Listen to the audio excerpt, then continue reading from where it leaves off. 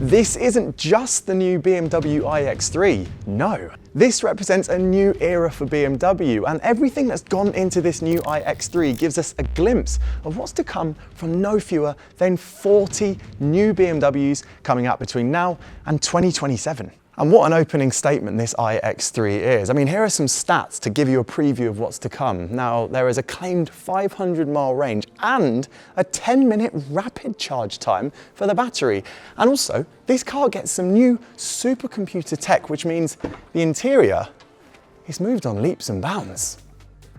You won't believe this as well. Best of all, despite all of those improvements, it sounds like this car is going to cost about £60,000 in the UK, which is about 6 grand less than the current one starts from. So, in this video, I'm going to reveal why this could be the go-to electric family car in 2025, and I'm also going to explain how some of its features will trickle across into other BMW models. Plus, I've also got a few secrets to reveal about BMW's upcoming M models. Built in BMW's new Hungarian electric car plant, this iX3 has been made using 100% renewable energy, believe it or not.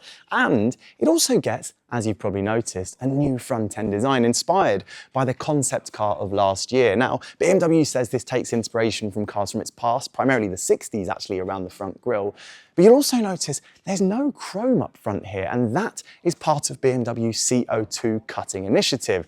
It's replaced chrome with lights, and of course, as you can see, a whole new front fascia over here. And you'll also notice it's quite smooth and clean up front, and that's all part of BMW's efforts to make the car much more aero efficient. And look, there's little design details like these air curtains down here that help to boost its range. As does the slim glass house on the car here. Now, yes, it's definitely an SUV, but I was surprised about how slim it actually looks. Dare I say it, if you lowered it, it would probably look like a Touring.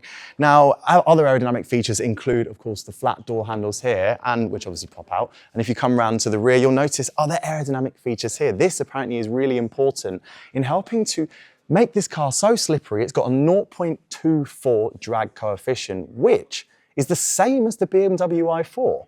Yeah, a car this shape is the same.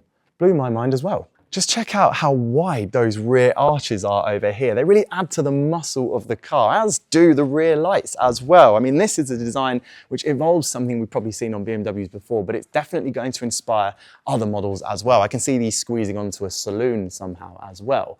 And by the way, talking of efficiency for electric cars, the underneath of the car behind this fake diffuser down here is actually largely flat, so much so that BMW's even put effort into smoothing out bolt holes to help with the efficiency. Honestly, this car is doing a lot of work despite being, well, visually, quite brick-shaped. Now, at launch, you're only going to be able to get the iX3 in 50 xDrive form, which is what the car here is. But of course, more models will be added later. But for now, I'll tell you about the specs of this one. Now, that claimed 500-mile range is what is hoped to be achieved. But actually, at the moment, it's 497 miles. But BMW does think it's got a good chance of getting there, not least because this car uses 800-volt technology, and it can charge at 400 kilowatts, which not only means it can go from 10 to 80% battery in 21 minutes, but it also means you can add 217 miles in just 10 minutes. And of course, part of that is down to how big of a jump forward this battery has taken. Now, the battery, of course, is in the floor down here. But the amazing thing is BMW has developed new technology within it. So no longer do you have cells that are like rectangular, you've got cylindrical cells with a much more dense energy capacity. And also, it means despite this car not having grown that much from the old one, the overall usable capacity has gone up to 108 kilowatt hours. That's a lot. It's over 30 more than you got in the old car. No less important for efficiency is how this car puts its power down onto the road. And well, there's a lot of power to put down because this 50 xDrive has 2 electric motors, one on both axles, so it has 470 horsepower, and it can also do 0 to 62 in just 4.9 seconds. And if you find yourself on the Autobahn with no restrictions, it will also do 130 miles per hour. But if you want to drive more efficiently, well, of course, BMW's thought about that as well. And that's why we've got a set of P0Es on this car, which means they're performance and efficiency rated. And you'll also notice this car has 22-inch alloy wheels. These are the biggest you can get on the model, but you can also go down to a 20 as standard. And I think, well, that might be my preference for bumpy Britain, not least because while this car weighs 2.2 tons, it does come with passive suspension, so you won't be able to soften it into comfort or stiffen it into sport. The springs and dampers are set as they are. Of course, BMW reckons it's found an optimum blend of comfort and handling in its iX3, but if you want my advice, it'd be to go with a smaller wheel and taller, squidgier tyres. Oh yeah, by the way, talking of suspension and chassis stuff, did you know that the BMW iX3 M model, we don't know exactly how M it will be, well that will probably come with adaptive dampers, meaning you will probably be able to stiffen it off in the sport mode. And talking of M division cars, I had a chat with a couple of the execs earlier and they said not only are they thinking about M in electric form, but they are still interested in synthetic fuel as well, meaning I'm quite hopeful BMW's M division might be producing performance petrol-powered cars for many, many more years. Here's hoping anyway. These electric cars will definitely play a part, but I do quite like engines. This is spectacular. But let's be frank, this is the bit you've been waiting for because BMW's new interior is arguably the most different thing about the car. Now, there are some recognizable features, but there are a lot of new things to show you, not least the massive screen across the top of the dash. Now, I haven't seen brands do this in this end of the market. I've seen Toyota have versions of this, but nothing to this resolution. And honestly, the tech in this car is very impressive. And that's partly because it's using supercomputers with much faster processing power. Now, I'll start with the general design. You'll see BMW has been doing this for a few years now, using fabrics instead of all leathers, and that's all part of its CO2 cutting initiative. But you'll also notice that we've got a screen with an angle in it. And well, for right-hand drive markets, it will be angled in the other direction, but it means where you're sat with the steering wheel, things are in close reach. Certain controls, in this case, the camera, you can record if you want, and other functions. The screen up top, by the way, is 110 centimeters wide and it's customizable as well. So you can have everything from your sat-nav displayed up there and also different widgets depending on what you prefer. And if it's a bit overwhelming, there is a silence mode that BMW owners will recognize, which basically minimalizes the dash so you just get the essential stuff ahead. But because we don't have an instrument cluster, it means now this steering wheel can have an additional spoke in it. So it's a symmetrical-ish steering wheel with, yes, sort of buttons. They are buttons, but they're on a rocker, so they're not the proper stuff we love, but at least they're not capacitive. So there is some button in there, but at the same time, this is really where all the tech is. Basically, this controls everything, including your climate control, which I know some people won't be too happy about because yes, it is touchscreen stuff over here, but at least it's on the screen the whole time. Now, BMW has worked really hard to simplify stuff, so you'll notice if you've been using their systems as of late, you'll notice that these are much bigger and much simpler. But generally speaking, you don't really have to navigate beyond the first page of anything because everything is just quick and easy to use. And you can also, of course, use BMW's intelligent and AI-powered voice control technology to ask it basically anything. Interestingly, even with all of those screens, BMW does still offer the option of a head-up display.